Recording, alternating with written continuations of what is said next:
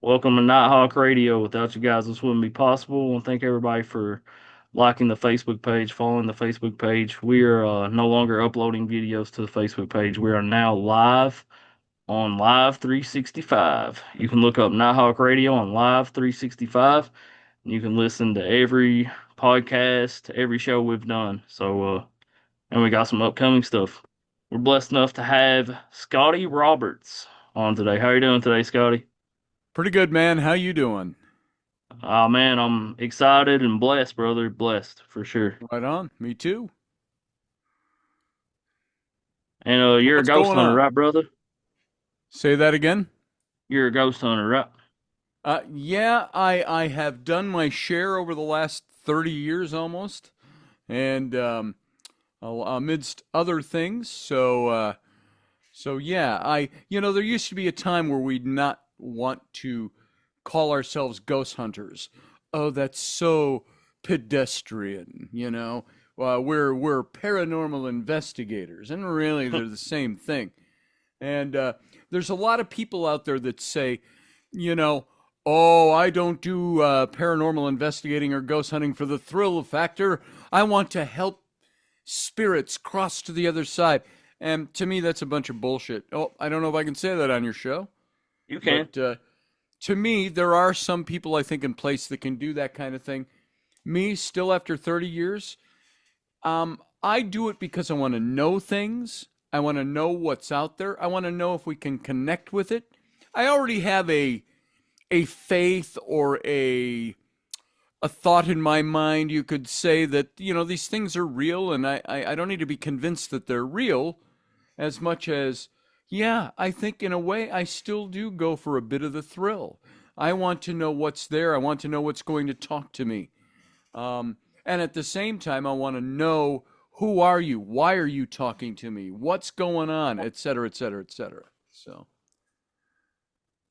Absolutely, man. And let's talk about the I know you've actually investigated the pyramids, and I'm definitely interested in the pyramids, so that had to be real fun, man. So how was that experience? well, I never really did paranormal investigating at the pyramids. I've done enough of it in Egypt, though.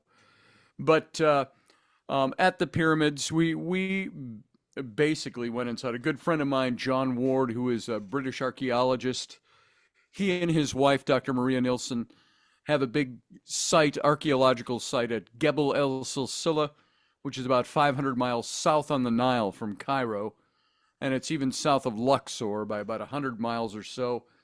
It's an old quarry site where they used to, all the way back into the pre-dynastic days, they were quarrying stone out of that site. And so there's, of course, hieroglyphs all over the site. They've discovered temples on that site. They've discovered a city of the dead on that site. We've walked out in the, their site's 23 miles square, and we walked out into the northern desert one day with a handful of archaeologists, a bunch of Egyptian, I don't want to say servants because it sounds so demeaning, but they were there. They were paid help, and they came along. They brought donkeys with gear on it and stuff and water. And so we'd go out. We hiked out 12 miles, I think, one day out there to look at something we had seen on Google Maps, of all places. John will sit in sometimes his spare time and just scan Google Maps of their site That's out in the awesome, man. northern So it's like a areas. lost city that you guys found? What John found was well, there's a Roman fort there, and there's actually a Roman highway, which you wouldn't know was there, a Roman road, and there's the main tarmac that we drive in, to come into the site right on the Nile there. But you go up into the river and you can actually see it in some spots where the wind has blown the sand away. There's curbs that are about 30 feet apart, and they run for several miles, and leads right up to what used to be a little bridge that would cross over to where this fort is sitting. And so it's very interesting. He saw an old hunting wall, which would be much earlier in date than the Roman fort. So those aren't the places so much where we found paranormal activity. We went to other places. Um, I was at Saqqara, which is where the stepped pyramid of Dozier is, and Djoser, I guess, is Djosher in English. And I had what I can only explain as a a vision, and I'm not given to those things. And there were things that I captured on camera that this was in 2013 when that happened, and I didn't see them on the pictures, which I had seen many times, until 8 years later. Somebody was going to Saqqara and they said, "Hey, show me your pictures. I heard your story about that vision thing." And I showed them pictures and I started scrolling over. We're sharing it on Skype, I think it was online. And I said, "Yeah, here's where I was sitting when that happened." I scroll over and there's this dark figure emerging from behind the stonework. And you could see about half of a face and a shoulder and a chest and an arm with fingers, literal, not literal is not the word I'm looking for, defined fingers going down to the hip and then fading out. And this figure would have been roughly a good 8 feet off the ground. And so it was a very interesting sight, very interesting experience. And that's the only thing I have in the picture. And the thing is solid black, by the way, in the middle of the noonday sun. And anybody who was there, there weren't many people there that day. There was the villagers who act as the guardians of the site, and all the men wear these long to the ground galabeas, the long, looks like long pajamas all the way down to the floor, the long sleeves, loose sleeves. And this looked like somebody was bare chested and very dark skinned. You could see very little definition in the shoulder and things like that. So it's very interesting. If I had a way, I'd share that photo with you. Well, it says here I can share. I don't know if you want me to engage in that or not, but That's fine. so I can see if you'd like to see it. I think I've got it in here. Let's see. I got to Definitely, put man. on my cheaters here, and I'll Your tell you glasses. while I'm looking for this. Oh, it says host disabled participant screen sharing, so it's something you'd have to enable. So the uh, the vision I had, we're sitting at the stepped pyramid. It's up over just right over my shoulders. The stepped pyramid. We're sitting at the end of a courtyard. It's about 30 feet across and maybe 60 feet long. And on each side were these of this long courtyard were these cove top. I say cove top goes like this. These cove top temples all along, and in front of each one was like a little stone porch, dating back about 3,500 to 4,000 years. Excuse me. And so most of those are in ruins. They've reconstructed a couple of those. Well, I'm sitting, and by the way, in the middle of this parade ground, this courtyard is all the rubble. They've got it all stacked up in rows. It's like a public museum. You can just walk through it and look at the stone. And I'm sitting on a stone way at the end of the court with the pyramid over my shoulder, and I lit a cigarette. And I'm sitting there, and all of a sudden, everything changed. It was noonday sun, and everything changed. The shadows were longer. It looked like sun at about say 4:35 in the afternoon in the fall and winter months, and so long shadows coming across. The courtyard was perfectly clear. There was no rubble. All these cove top temples were all there, rebuilt, and coming out of the center of the cove of each one, across from each other, were long torches. I could smell incense. I could hear chanting. And coming toward me up this processional parade ground was a line of what I interpreted as priests. They were bare chested, bald, white kilts, all carrying trays with different objects on the trays, and they're chanting. and they're walking toward me. They get about 20 feet from me and they turn to the right. And as this is happening, I blink and I'm back in present day. This whole thing could have taken 2 seconds or less for all I know. And I'm smoking and I drop my cigarette and I'm like, what the hell was that? And I'm not given to those kinds of things. And where the proof in the pudding, as they say, is in this is not so much that, like, could I have been daydreaming? Could I have fallen asleep? Could I have whatever? You know, all the reasons. What is it we do as soon as we have an experience that is paranormal or is supernatural? Our brain immediately tries to find a way to write that off as something else. And yet I had so many different things happen as a result of that. The next year, we took a bunch of people with us. My friend John lived there in Luxor. He's got his archaeological site. But we took a bunch of people with us to retrace the steps of that trip because that trip was the research trip for our book. I was there for a month. So the next year we took some people. My own twin daughters came along, and we're back at that site. And a good friend of ours from, if you've ever seen the British show, it's an old show, and I think they still do some YouTube stuff now, but The Most Haunted Show with, what's her name? Yvette Fielding? It's the British show where all the women scream through the show. And they had, like, Derek Acora was their psychic medium.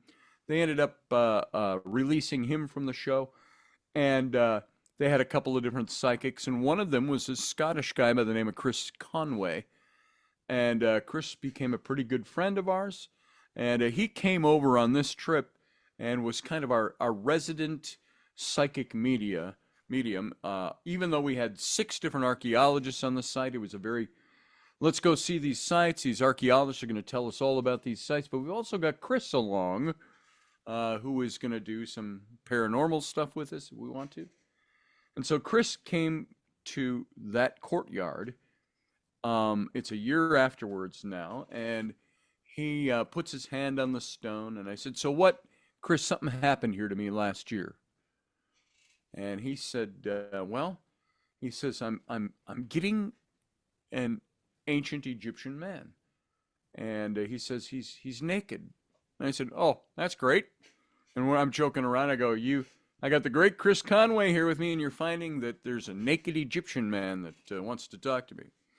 He says, "Well," he says, "he's wearing a nappy," which is, what they call him, a diaper in Great Britain.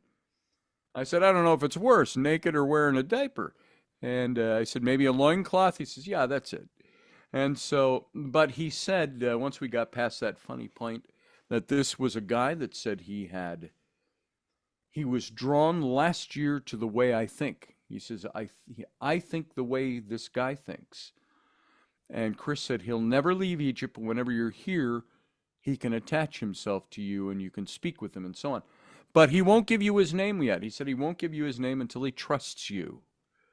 Well, that's interesting. And so that all played out a little more during the week. But I've had that experience, even over here, pick up from that particular person with all kinds of other details that would take too long to get into, all the different side stories from that. But that was one of the big ones. We also had one day, my friends, when you do an archaeological dig in Egypt, it's generally not year round. You've got the site and you can come back once or twice a year by permit for a 7-week period, thereabouts. And so John and Maria had an old dahabea, which is an old Victorian era, one of those big flat boats. It's got the 10 cabins below deck with a chandelier in the back room, and the upper deck is bare, but they put on these staves and they can put on canvas tops. And that ended up being the dig house every season for their archaeological site. All the artifacts would be spread all over the back deck of the ship, and we were just moored at what was called the Speas of Horemheb. Speas is a temple that's carved out of the stone, and so there was a temple there, um, and we so that's where we lived and slept and ate and cooked and studied and sorted artifacts. And so one afternoon, one of the Egyptian workers comes shouting out of. Now we're on the Nile. The East Bank has a bunch of temples. I'm sorry, the West Bank has a bunch of temples along the way, shrines carved out of the stone. There's about 35 of them or more as you go a mile to 2 miles down the Nile, just walking down. And they've been pretty well examined, and there's pathways that you can go and follow it. It's not a big touristy site, but uh, but once you get over the crags there, you start going. You're out in the Sahara Desert. On the East Bank is all the quarry sites, the quarries of Ramses, the quarries of all these different pharaohs through 4,000 years of history. Well, they have a book, a coffee table book called 10,000 Years of History, Gebel El Silsila. So, coming from the West Bank, you got running up the gangplank is one of the Egyptian workers, and he's yelling in Farsi, and that he sees a jinn in the rocks, and it scared him to death, and he's running on board. He runs up the gangplank down into the front hold where they'd sleep at night. And a jinn, if you don't know, is where we get our word genie, the jinaya, um, and a very Arabic culture. They're not demons; they are humans made of dust of the ground, demons of fire, and the jinn were made, according to the mythology, of smokeless fire, and they could take human form. They could take form of almost anything they wanted to. They could have marry humans. They could have children with them, etc., etc., etc.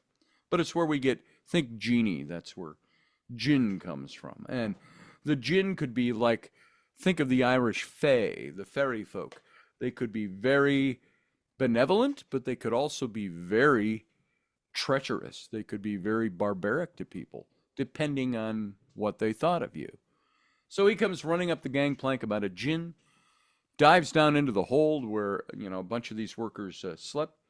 And one by one, over the next 5-10 minutes, all the workers from this side came running up the gangplank and down into the hold of the boat, where they sat and smoked shisha all night until the next one wouldn't come out till the next morning, because they claimed there was a jinn in the hills. Now, I never saw it. John and Maria never saw it, but that doesn't mean they didn't see it. So it was either they saw something and got scared, or it was an elaborate plan to get out of work for the evening. So, but so we've had that happen. We've had all different kinds of things like that. We went out into the Sinai, and John and I were writing a book which came out in 2013 with New Page Books. It was called The Exodus Reality. It's where John and I presented our two different points of view on who we believe the historical Moses would have been. And we had two different theories, not that far apart. They were about 80 years apart, with the same dynastic house. And my publisher, they had done my book on the Nephilim, they had done my book on the reptilians, and then I proposed this book to do this book on Moses, because I really wanted to write this.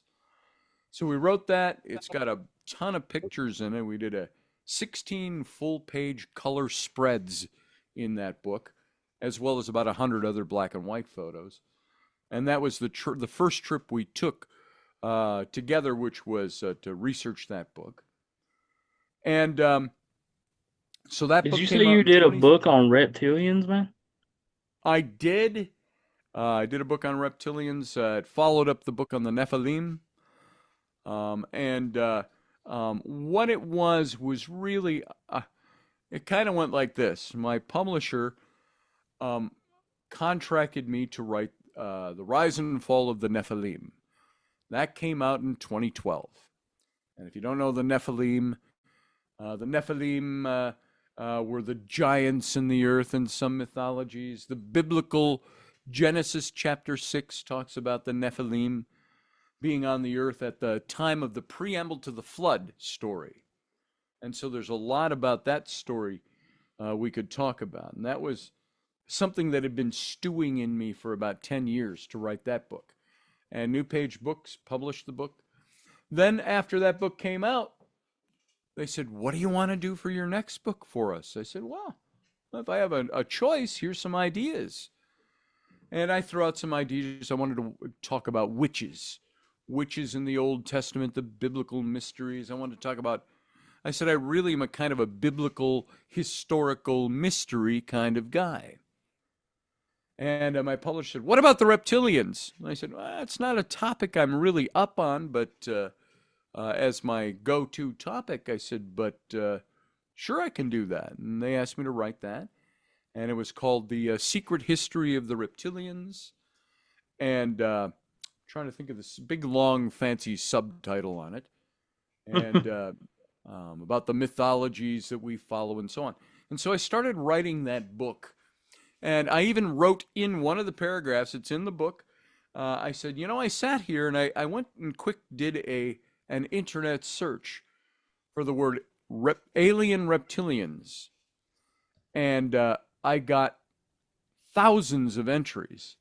And I said, just on the first page alone of 10 entries, I said, they're all different sites, all telling the same exact story, none of them crediting each other or anybody else, no source material stated, but very Zechariah Sitchin in flavor. And I said, this kind of bothers me. I said that nobody's come up with something original about the reptilians. And I said, I'm reading this and I write this in the book. And I said, it goes to tell us all that there's not an original thought on this, but there's a lot of tracing and recapping mythology. So I dug into in the book the mythology. Where did this all start? What's the source point of the reptilian? And I dug into Sumerian culture, ancient Sumerian Akkadian culture, which, if you don't know it, when Moses, I don't think there's any reason to think Moses didn't exist. And I almost felt a little Indiana Jones-ish there. Remember when he's talking to the FBI guys at the beginning, he's in his classroom, and he says, and Moses and the Ark of the Covenant, and this light came on, and the guys look at him, he goes, you guys ever go to Sunday school? So that's kind of it here, is that all of this stuff in Genesis has its source points. But Moses wrote Genesis. He wrote Genesis, Exodus, Leviticus, Numbers, and Deuteronomy, the first 5 books, the Jewish Pentateuch. But he wrote those right around 1400 BCE. So you go back to Sumerian culture, which is anywhere between 25 and 3000 BCE, and they've got the same stories, only with different casts of characters. So you want to ask yourself, did Moses create this? Was it God-breathed? Was it inspired? Was it really him, in a sense, plagiarizing older mythologies and updating them and bringing them into Jewish mythology? And Judaism didn't exist until he codified it. And so you got all this information about the reptilians, this information about Adam and Eve, this information about Noah's flood, but these are all not unique to the Genesis passage. They go back thousands of years earlier with different names. And here's a good example. Moses writes about God, uses the name Elohim, Hebrew word. And Elohim is the name used for God about 3,000 times in the Old Testament. Yet when you define the word, the definition of God is, or the word for God in Hebrew is El. Him denotes plurality in a word. So the name used 3,000 times for God in the Old Testament, Elohim, means God of many, or God of many gods, is the connotation. Who are these other gods? Are there other gods? Some rabbinic schools say, well, that just means God with a multiplicity of power and majesty. But it does say that. It uses the word Elohim, which is a plurality of gods. So you've got that. Moses wrote that. But here's the interesting thing, is that you go back to Sumerian culture, and the Sumerian culture had their chief god, his name was uh, um, um, uh, why it's slipping my brain right now. Not El, but it was a variation of that. It'll come to me. I don't know why I'm getting a brain old man brain fart on that one. I've only said it 6,000 times in the last 12 years. But the Sumerian god, there was Enki, that was the brother god, but it was damn it started with L. But so El, as people migrated from the Euphrates River Valley into the Canaanite region, which some of your political people would like to let you know that's Palestine. Palestine didn't come into existence until the Romans called it that with a derogatory word. So the Canaanite region, and I'm still trying to get his name, and I don't know why I'm skipping on that. But Elohim was the Hebrew version of the Sumerian name. Same with Enki. Enki was also known as Iyah in the Akkadian culture. And Iyah is the base word for Yahweh, which in Canaanite culture and Hebrew culture became Yahweh was Jehovah. And so you've got the two main gods whose names changed in the biblical passage from the Sumerian culture. What happened also in the Sumerian culture? God, it was Atrahasis, the king Atrahasis, pled to his god Enki and said, deliver us from bondage to the Anu, the Anunnaki, the gods. And Enki, being one of the gods, came down, helped Atrahasis, the king of the humans, the city of Eridu, and they helped give them their freedom from the gods. And Enki ends up getting punished by the chief god, same name as Elohim, still having a mental block on it for some reason. I don't know why. And I know why. I went through all this medical stuff, and then still a little brain fog that hangs on. And it'll come to me at 2 o'clock this morning. I'll wake up and I'll go, yes, it was. So, but he punishes Enki for helping the humans by casting him down into the bowels of the earth with his followers. Obviously, a parallel was written in the Hebrew culture. Adam and Eve. God puts them in a paradise. The serpent character, his name was Nakosh. Nakosh comes down and tells him, you're not going to die, really? And here, try some of this fruit. I think it was all a word picture. I believe it was all sexual. Every single thing that happened between Eve and the serpent and Eve and Adam in that scene are all the same terms that are used for sexual intercourse, sexual interactivity. And so what I believe happened in that story, it was a fableizing, if you will, or a mythologizing of something that may have truly happened. And if it had happened, it had nothing to do with eating an apple or a piece of fruit. So this story, and what happened as a result? Nakosh was cursed and called the serpent, and on your belly you shall go. And he and his followers cast into the bowels of the earth, into hell, to live forever. And so you've got these parallels between these two cultures. So I took that and I started going with that when I was writing about the reptilians. And I said, this whole reptilian culture, there's statuary, statuettes, gods, things like that. There's nothing that really refers to ancient culture as being reptilian other than the fact that Nakash was the reptile character in the Adam and Eve story. You have Enki, who dwelt in the great Abzu, and he came out in his boat with his boatmen and would row through the backwaters outside Eridu. And it was filled with snakes. And it was Atrahasis, the king of Eridu, that called out to him in the Sumerian culture's story.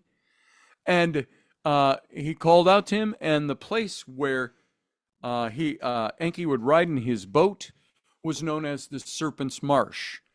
Enki, also known as Ea, it became known as Ea's Den. And what do we have in Genesis? Eden. We have Eden that's come from Ea's Den. Ea's Den, Eden, and so on. So Yeah, all these parallels existed there. The reptilians. yeah, Now, definitely some interesting stuff, man. it's very interesting stuff. We're sorry, man, we're running out of time, so Oh, really? I talked too yeah. fast and too long. No, you're good, brother. I definitely appreciate you being on, though, man. Yeah, it's been 30 minutes, so Oh, you know, you sorry, put a man. nickel in me, I'll talk for 4 hours. So I'm Oh, three we and a can half hours definitely have short. we can definitely do another show for sure, man. Anytime But you want, man. yes, sir. I want to thank Scotty Roberts for being on. Everybody check out Nighthawk Radio on Live 365, and everybody have a good night and God bless.